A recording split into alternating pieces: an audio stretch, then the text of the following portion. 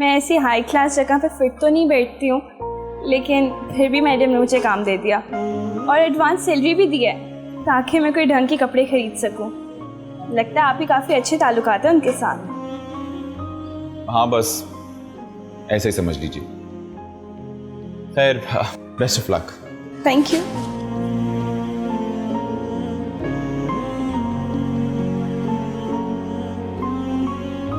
मुझे ये सुनने में कोई इंटरेस्ट नहीं है कि तुम्हारे भाइयों ने तुमसे क्या क्या कहा, बल्कि मुझे कुछ भी सुनने में इंटरेस्ट नहीं।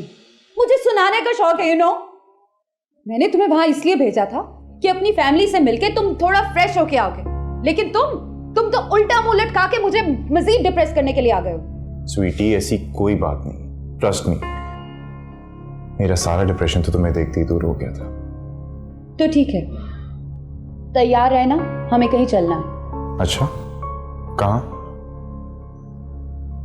एक अवार्ड फंक्शन है, माहिर को भी अवार्ड मिलने वाला है। उसी तकरीब में वो अपनी एक एमएनए की बेटी के साथ शादी अनाउंस करने वाला है। मुझे जानबूझ के इनवाइट किया गया है ताकि अपने इस कारनामे का ऐलान करके मुझे जलाया जा सके। तो तुम्हें तो वहां बिल्कुल नहीं जाना चाहिए। मैं जाऊंगी, जरूर जाऊंगी, बल्कि तुम भी मेरे साथ चलोगी। वहां जाके तुम्हें मेरा एक बहुत अहम काम करना है। ओके, चलेंगे।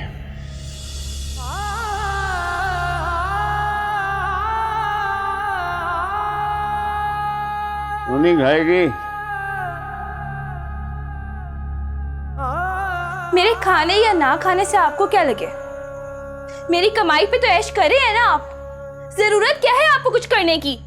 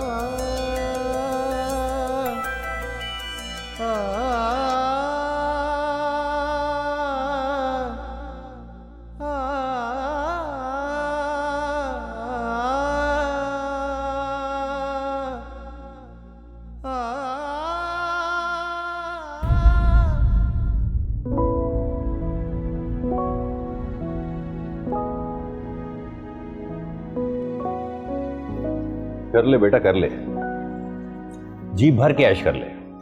हाँ तो तू क्यों जल रहा है? आग में तू कूद रहा है, मैं क्यों जलूंगा पागल।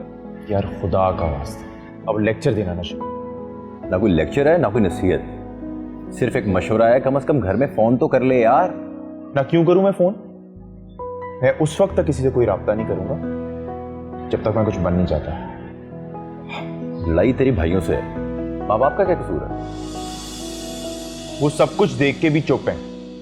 मेरे साथ जो नाइंसाफी हो रही है, हक मारा जा रहा है मेरा, वो देख, माँ बाप के लिए सारी औलाद एक जैसी होती है, किस किस का साथ दें। देख नीव, हर मामले में ना सारे एक जैसे नहीं होते, कोई सही होता है कोई गलत, और इस मामले में वो गलत है, तो क्यों दे रहे हैं उनका साथ?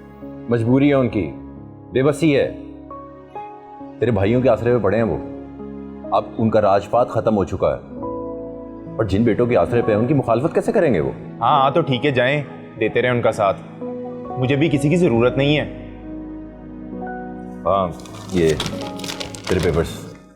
ओए हाँ यार, शुक्र है यार, वरना सकीना का काम रह जाता। ठहरिए मैं रख लूं अंदर।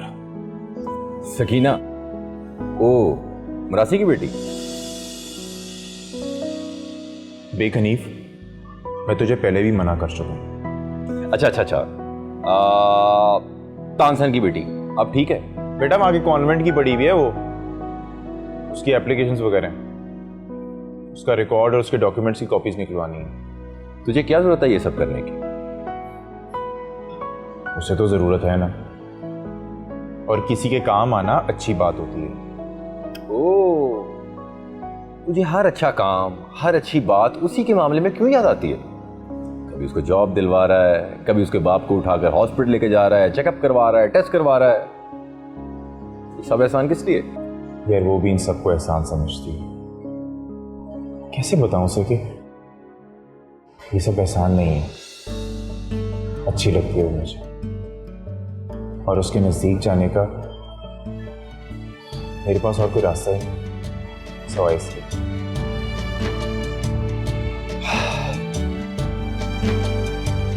अच्छा, कुछ खाएगा? हाँ, क्या कुछ खाने को लेकर चल बनाता हूँ तेरे लिए। कोई अच्छी सी चीज लाई।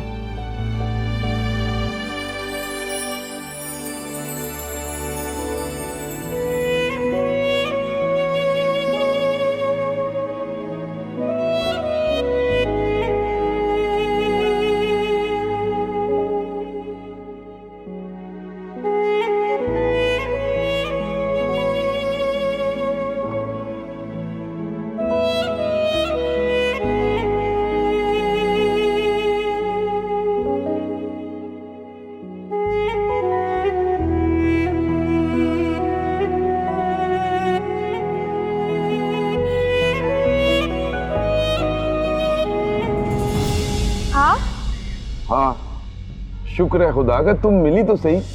तुम्हारा बाप तो आजकल मेरा फोन भी नहीं उठा रहा। आप घर जाके उनसे मिल लीजिए अगर आपको कोई काम है। काम तो मुझे उससे है, लेकिन लगता है तुम्हारा बाप काम करने के मूड में नहीं है। ये तो है, वो तो कभी भी किसी भी काम करने के मूड में नहीं होते। आओ बैठो, तुमसे एक बात करनी है। मुझसे? मुझसे क्या बात करनी है आपको? ओहो, तुम्हारे बाप की हवाले से बात करनी है। मेरी तो सुनता नहीं है वो, शायद तुम्हारी बात उसकी समझ में आ जाए।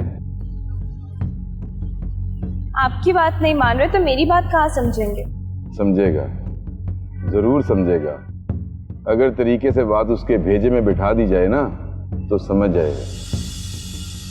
अच्छा आओ बैठो, मैं तुम्हें बताता हूं कि तुमने उसे किस तरह समझाना है।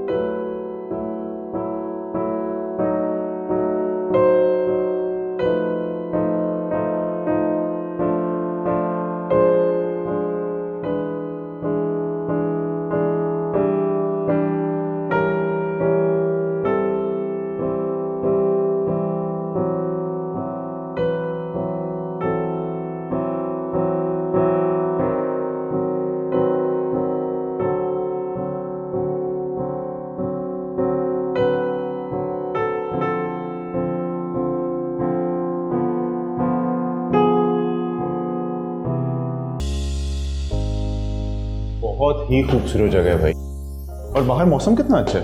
आई थिंक बारिश होने वाली है। मैं तुम्हें यहाँ पे वेदर फोरकास्ट के लिए नहीं लाई। तो भाई वही तो मैं तुमसे सारे रास्ते पूछता आया हूँ कि तुम मुझे आखिर यहाँ लाई क्यों। देखो स्वीटी, उसे अवार्ड मिलने वाला है और वो एक बड़ी और मशहूर शख्सियत का दामाद बनने का ऐलान भी करने वाला है। ये सब सुन के तो तुम हर्ट ही होगी ना, और तुम्हें हर्ट देख के मैं हर्ट होऊंगा। इसलिए मेरा ख्याल है कि हमें यहां आके ये दो खूबसूरत दिन जाया नहीं करने चाहिए। What do you say? ये तो वक्त ही बताएगा कि कौन हर्ट होता है और किसकी जिंदगी के खूबसूरत दिन साया होने वाले हैं। वेट एंड सी।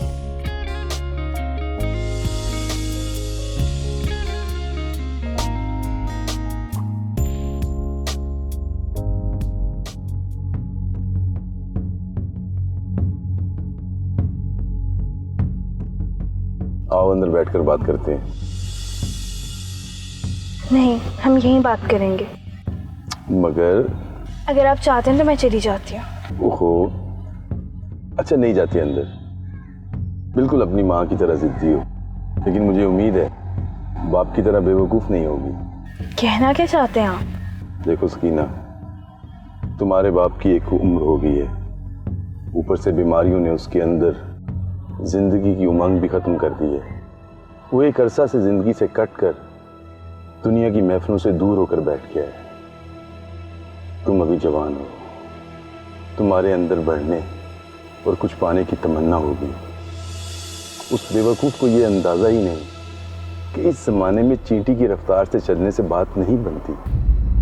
सरपट भागने ही सही ज़माने का साथ दिया जा सकता, और वो सरपट भागने तो क्या, चलने फिरने के लायक भी नहीं रहा।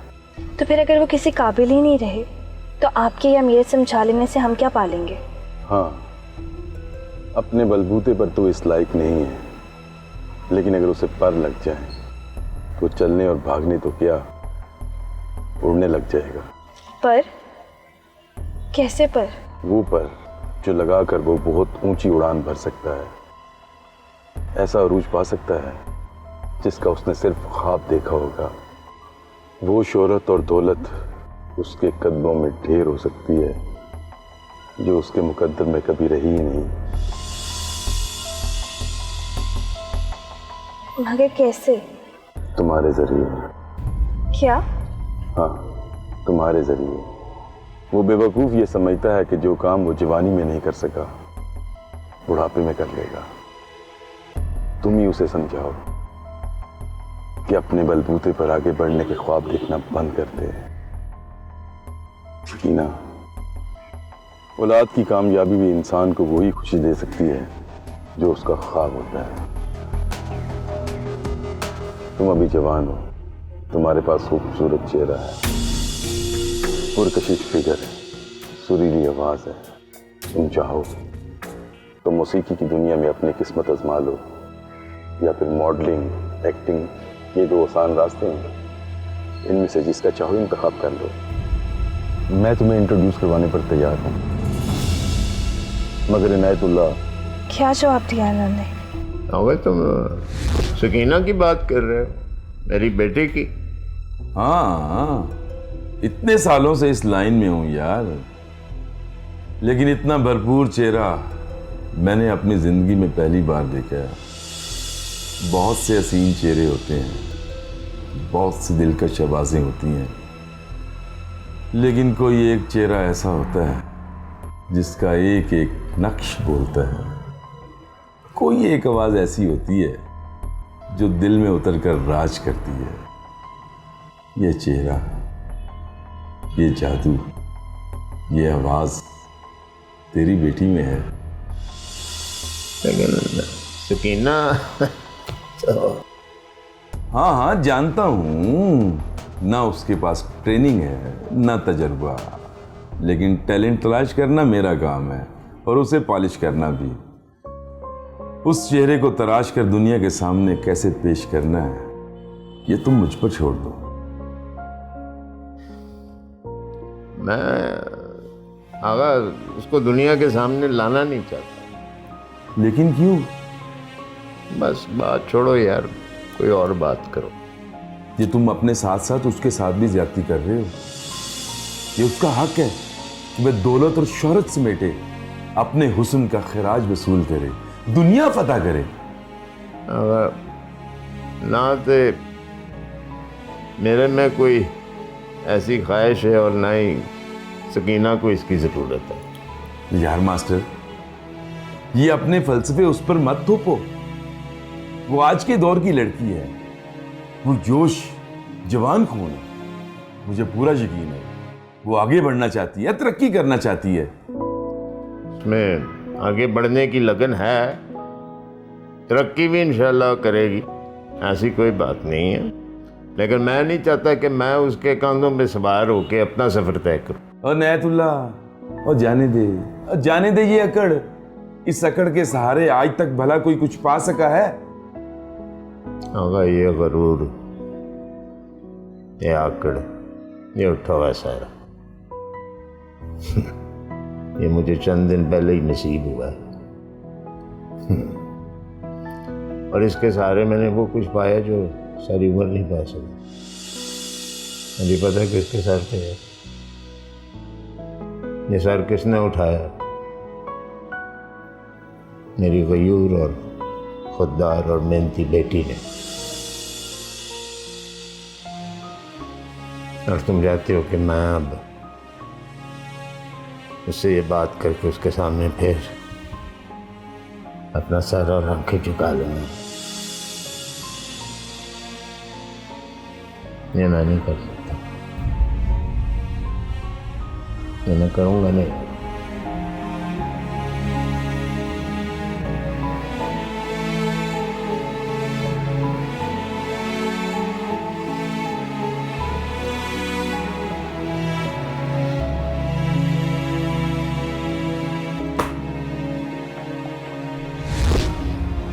ये सब कहा उन्होंने?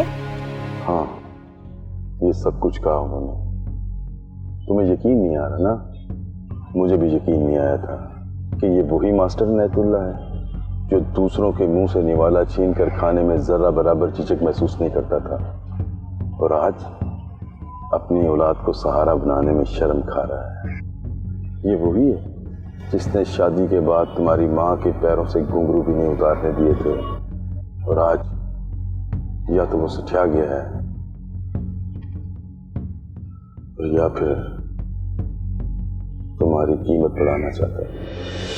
कीमत? हाँ, और मुझे डर है कि वो अपनी इन्हीं हिमाकतों की वजह से तुम्हारे मुस्तकबिल को कहीं तबाह ना कर दे। मेरी मानो तो। कहाँ जा रही हो? कीना, ए लड़की रुको, कहाँ जा रही हो? लगता है बाप बेटी दोनों का दिमाग खराब हो गया है।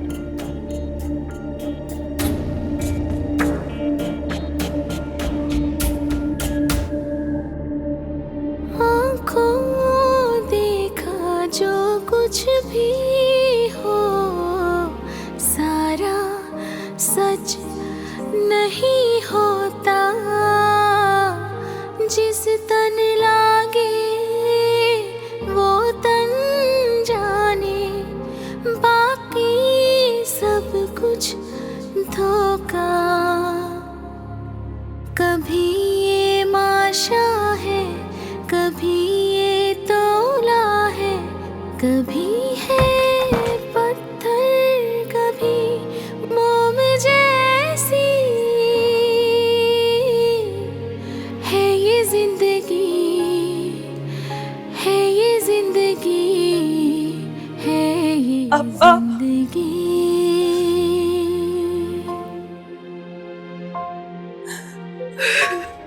रंग से रंग न मिल पाए तो सौ सौ बल खाती है बेचारी बेजोड़ मोहब्बत, जहाँ से गुजर जाती है। कभी लबों की लाली, कभी कानों की बाली, कभी पतझड़ के जैसी रूखी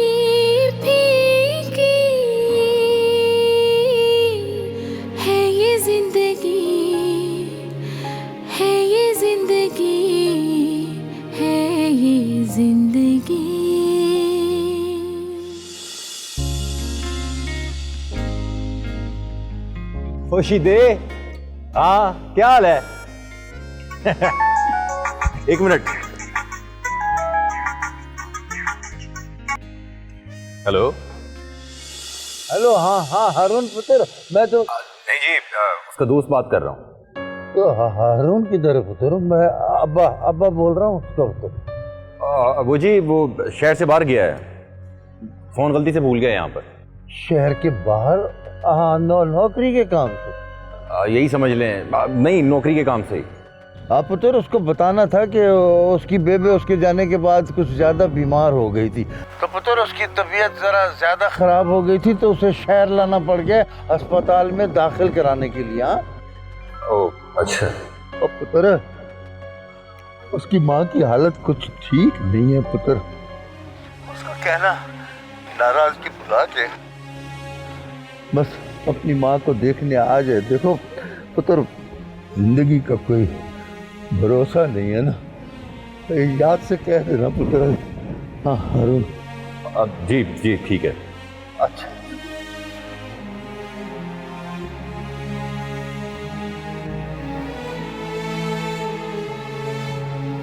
ये पैगाम मैं कैसे हारून तक पहुंचाऊं?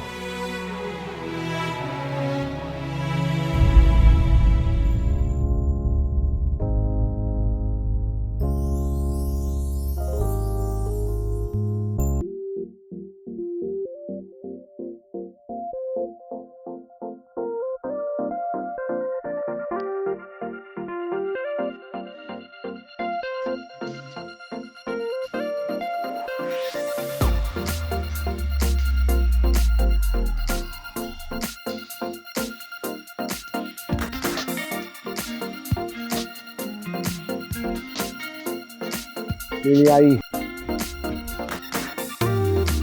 अरे how are you? Very happy to see you. तुम बुलाते हो, हम नहीं आते, ऐसे कैसे हो सकता? जब भी मेरी जिंदगी में कोई खुशी का लम्हा आता है तो मैं तुम्हें जरूर याद करता हूँ।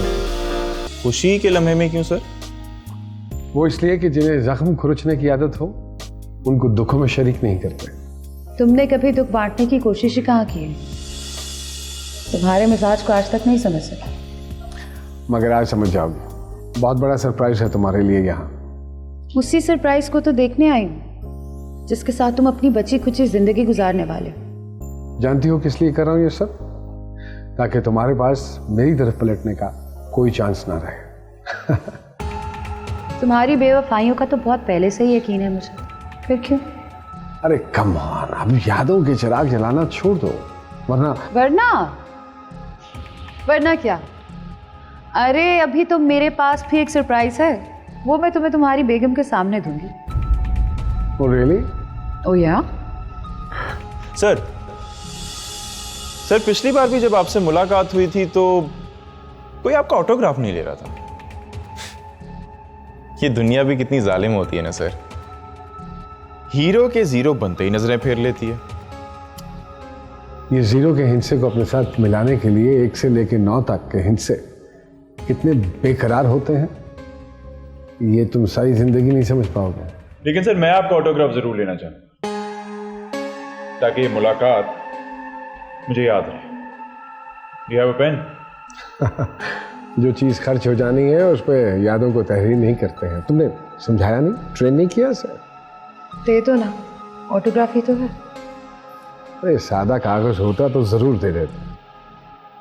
ये देखो, इसके ऊपर इसकी ज़रूरतों की लिस्ट लिखी है।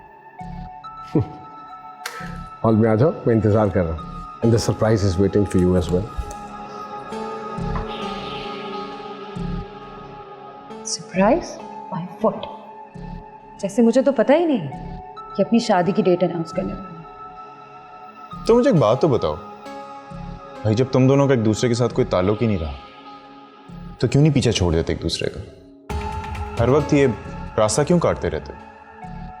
मजा आता है एक दूसरे को आईना दिखाने का। देखना चाहते हैं कि किसका चेहरा ज्यादा मस्क हो चुका है। चलें? श्योर। आज तुमने मुझे दिल से बाप माना। जो सुकून मुझे मिला सारी उम्र नहीं मिला।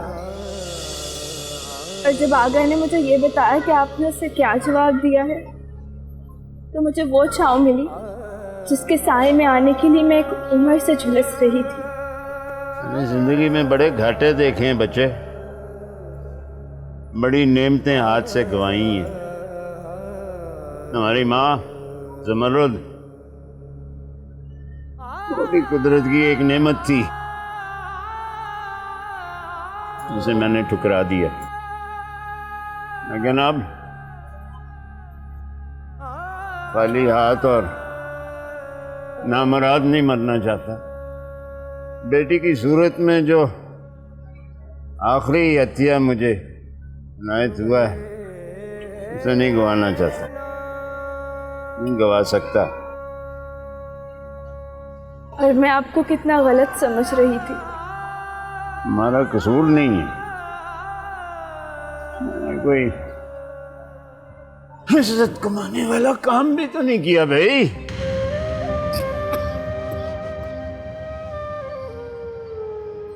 अगर आगा तुम्हें काम करने को कहता, तुम्हारी ख्वाहिश होती, तुम शौक से रजामंद होती, तो मैं कौन था भाई इनकार करने वाला। लेकिन वो तो मुझे तुम्हें सीढ़ी बनाने को कह रहा था। जब तुम इस माहौल में आना ही नहीं चाहती, और तुम्हारी माँ भी ये नहीं चाहती थी, तो फिर मैं कौन होता हूं कि तुम्हें इसमें घसीट के लेके आऊं।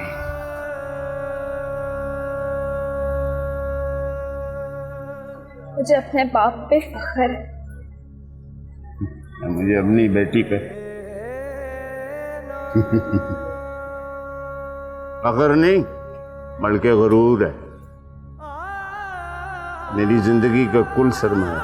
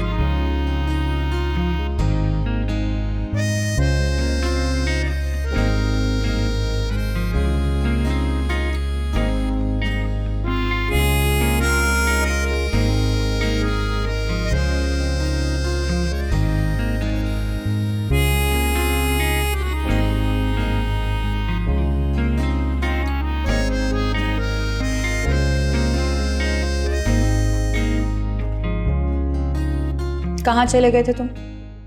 काम था एक जरूरी। तुम्हें यहाँ किससे काम हो सकता है? तुम यहाँ पे जानते किसको हो जो तुम्हें उससे काम था? ओहो, किसी और के काम से गया था, अपने काम से नहीं गया था। मिस्टर हारून, क्या ये बात मुझे आपको बार बार याद दिलाना पड़ेगी कि आप यहाँ मेरे काम से आए हैं? अच्छा, और वो काम है क्या?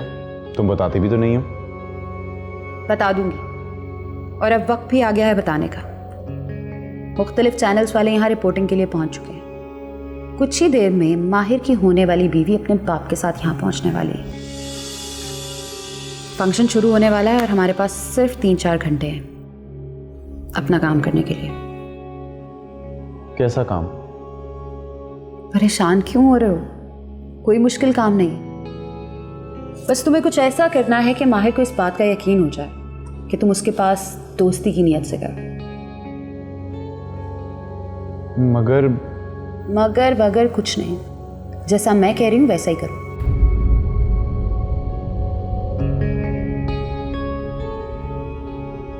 कार के बदले में कत्ल करेगा। क्या सोच रहे हो?